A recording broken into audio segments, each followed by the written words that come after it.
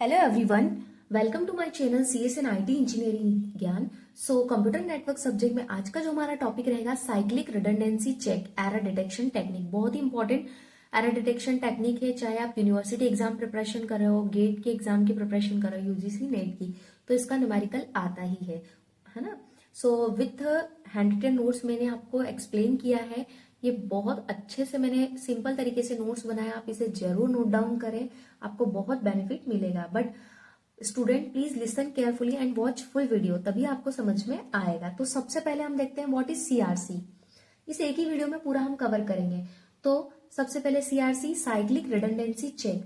CRC का full form होता है cyclic redundancy check. It is an error detection technique. यह एक एरर डिटेक्शन टेक्निक है। Works on the principle of binary polynomial division.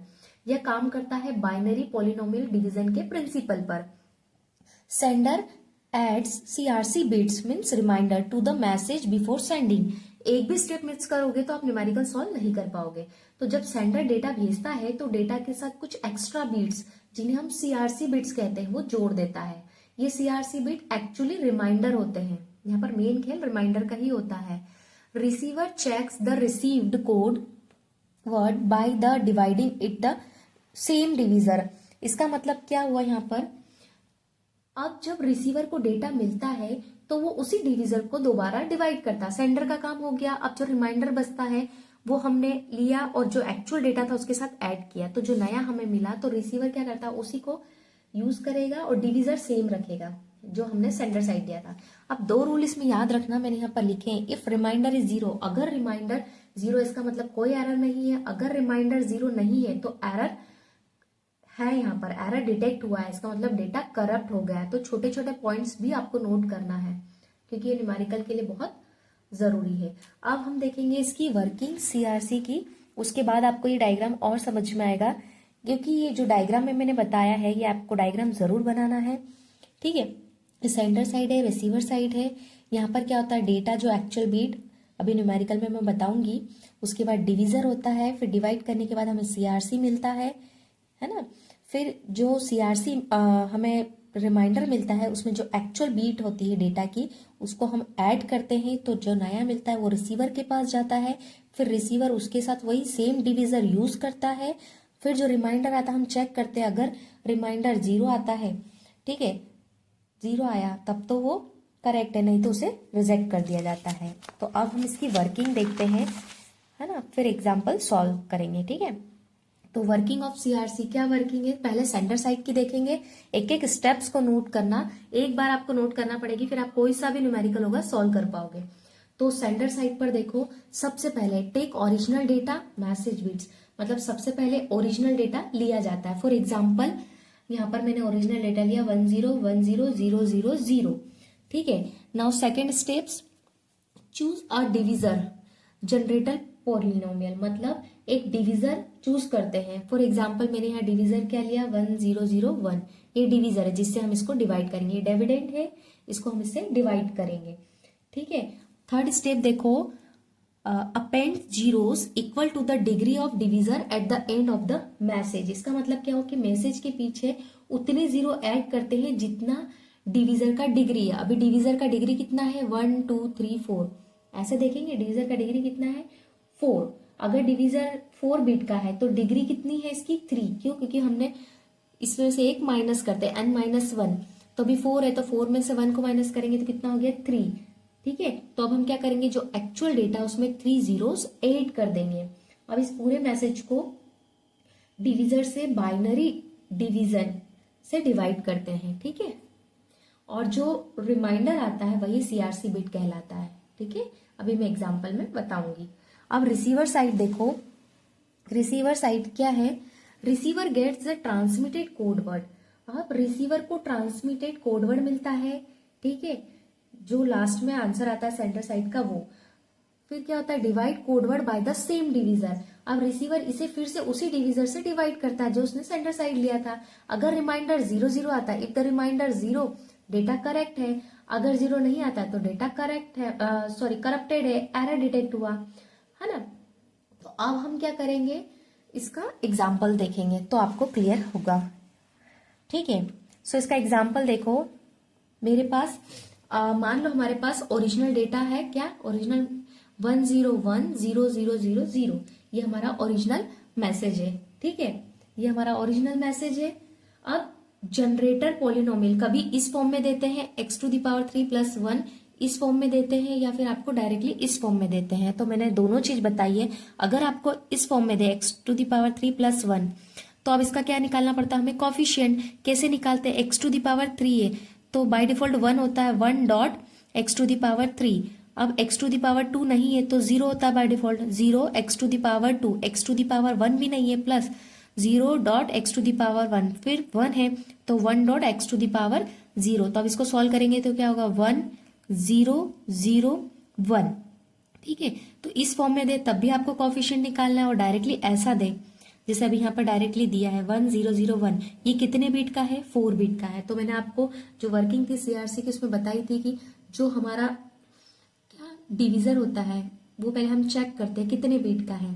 तो divisor हमारा कितने बीट का है, 4 बीट का है। तो अब हम क्या करेंगे, इसमें से एक माइनस करेंगे, n-1, तो 4 - 1 तो कितना हो गया, 3।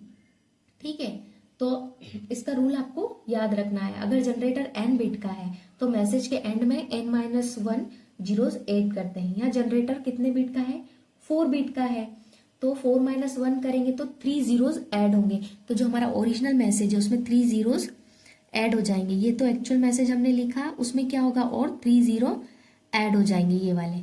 ठीक है, ये क्वेश्चन करने से पहले आपको ये पहले सारी प्रोसेस करनी होगी। ठीक है, तो आपको ये फाइनल मैसेज यहाँ पर मिला।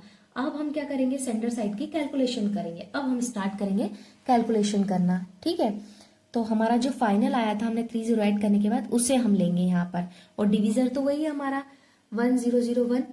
ठीक है, अब हम क्या करेंगे, यहाँ पर देखो हमने इसे लिया 1 टाइम एज इट इज। तो जब सेम वैल्यू होती है जैसे 1 1, तो वो 0 हो जाती है, और डिफरेंट वैल्यू 1 हो जाती है। जैसे 1 में से 1 को माइनस करेंगे तो 0, 0 में से 0 को माइनस करेंगे तो 0, 1 में से 0 को माइनस करेंगे तो 1, 0 में से 1 को माइनस करेंगे तो 1। तो डिफरेंट वैल्यू होती है तो 1 होता है, सेम वैल्यू होती है तो 0 हो जाता है। ठीक है, फिर मैंने क्या किया, यहाँ पर एज इट इज सारी वैल्यूज लिखी। ठीक है, अब हम क्या करेंगे, इसी XOR का जो डिवीजर उसका यूज करेंगे हम। इन दोनों से अब कोई मतलब नहीं, हमें 1 जहां पर है उसी से लेना है। तो ये हमने फिर से लिया अगेन। अब हम क्या करेंगे, 0 - 1, तो क्या हो जाएगा, डिफरेंट वैल्यू 1, 0 - 0 0, 1 - 0 1, 1 - 1 0। फिर से जो बाकी चीजों ने एज इट इज लिखा, अगेन 0 को रहने देंगे, फिर से डिवीजर लेंगे हम XOR। यहाँ पर अगेन 0 - 1 1, 1 - 0 1, 0 - 0 0, 1 - 1 0। अगेन जितने बचे हुए से फिर से लिखा है एज इट इज। हमें यहाँ पर सिर्फ रिमाइंडर से मतलब है, कोएफिशिएंट से मतलब नहीं है कि कितने टाइम डिवाइड हो रहा है। ठीक है, फिर से हमने XOR लिया। तो अब यहाँ देखो ऐसे डिवाइड करते करते हमारे पास लास्ट में क्या आ गया, ये। ठीक है, अब एक भी यहाँ नहीं बचा, तो हमारे पास कितना आ गया, 0 0 1 1।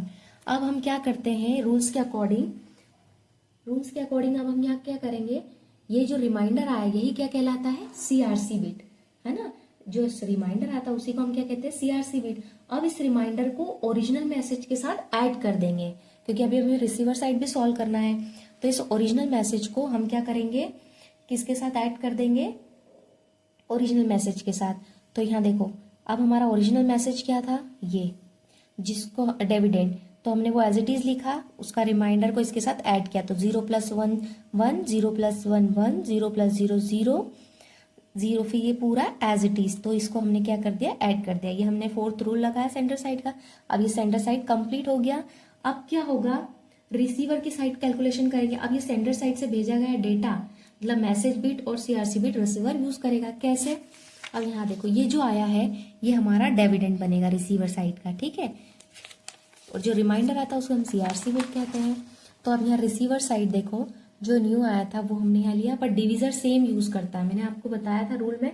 ठीक है, तो रिसीवर को मिला डेटा, क्या ये मिला न्यू डेटा, और डिवीजर तो वो सेम रखता है। अब रिसीवर इस डेटा को सेम जनरेटर मतलब 1 0 0 1 से डिवाइड करेगा। तो सेम उसी टाइप से डिवाइड करना है। अगर रिमाइंडर 0 0 है इसका मतलब डेटा करेक्ट है, कोई एरर नहीं है। अगर रिमाइंडर 0 0 नहीं आता है इसका मतलब डेटा करप्टेड है, यानी ट्रांसमिशन में एरर हो गया है। तो यहाँ पर जब मैं सॉल्व करती हूँ एग्जाम्पल में रिमाइंडर 00 आया है, इसलिए डेटा एक्सेप्ट कर लिया गया है। ठीक है, तो अब सॉल्व करना तो आपको आता ही होगा आई होप। तो सेम 1 टाइम लिया तो 1 माइनस 1 0, 0 माइनस 0, 1 माइनस 0 1, 0 माइनस ये, इसे एज इट इज उतारा, फिर इसे नहीं लेंगे, फिर 1 से ही हम लेते हैं, इसे लिया, फिर से 0 माइनस 1 1 0, जब सेम होता है तो 0, डिफरेंट होता है तो 1, तो सेम हुआ तो 0, फिर से 0 को नहीं लेंगे, फिर से एज इट इज लिया, ऐसे करते करते लास्ट में हम गए तो हमें क्या मिला, रिमाइंडर 0। ठीक है, तो हमारे एग्जाम्पल में रिमाइंडर आया 0, तो डेटा एक्सेप्ट कर लिया गया है। तो एरर की कंडीशन, मान लो ट्रांसमिशन के दौरान 1 से 2 बिट फ्लिप हो गया, यानी एरर आ गया। अब जब रिसीवर डिवाइड करेगा तो रिमाइंडर 00 नहीं आएगा, बट हमारे एग्जाम्पल में ये आ गया है।